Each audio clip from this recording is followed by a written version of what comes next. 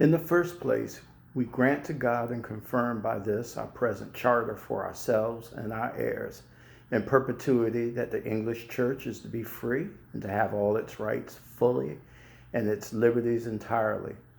We furthermore grant and give to all the freemen of our realm for ourselves and our heirs in perpetuity the liberties written below, to have and to hold to them and to their heirs from us and our heirs in perpetuity. Magna Carta, Article 1, translated by Nicholas Vincent. My name is Todd Elliott. Hello, History 711 colleagues. The Magna Carta remains an important document in Western civilization for a number of reasons. Through it, King John provided for the protection of specific civil, political, and legal rights by codifying them for all English subjects in his realm. Zimmerman reminds us that this document is remarkable for more than simply establishing political and legal rights for citizens, but was revolutionary because it recognized that everyone was bound by law, rule of law, from the least in the kingdom to the king himself.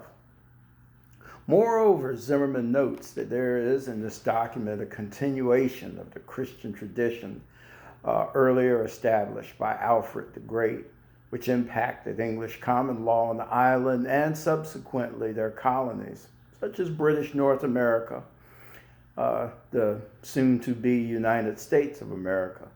Nearly 200 years after John approved the Great Charter, Sir John Fortescue, the Chancellor of King Henry VI and the Chief Justice of the King's Bench, elaborated on the ideals of English liberty in his book, De Laudibus Legum Angliae, in praise of the laws of England, making it clear that God had implanted a sense of natural liberty in every human heart. And the very definition of tyranny is, quote, the result of an attempt by the civil government to replace natural liberty by a condition of servitude that only satisfies the self-serving interests of evil or ungodly rulers, unquote. The question that comes to mind when discussing source materials like those are defining differences between freedom and liberty in Western civilization. Pitkin, in her article, Our Freedom and Liberty Twins, states that there's a bit of confusion that comes into play with these terms because in English, they're sometimes interchanged.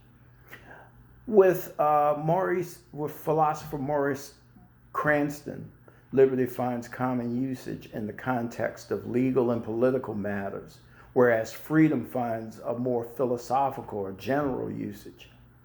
For Hannah Arendt, liberty is a negative concept to freedom's positive. Now let me explain that a little bit more. Freedom makes liberty possible, according to Arendt, where liberty, even when it's enshrined by a constitution, does not serve as the power itself, rather as an exemption from the abuse of power. One example is the First Amendment, which she described as essentially negative. Freedom for Arendt means the ability to do things, such as active participation in public life. As Pitkin examined the root terms of Norman French, elements of both philosophers exist.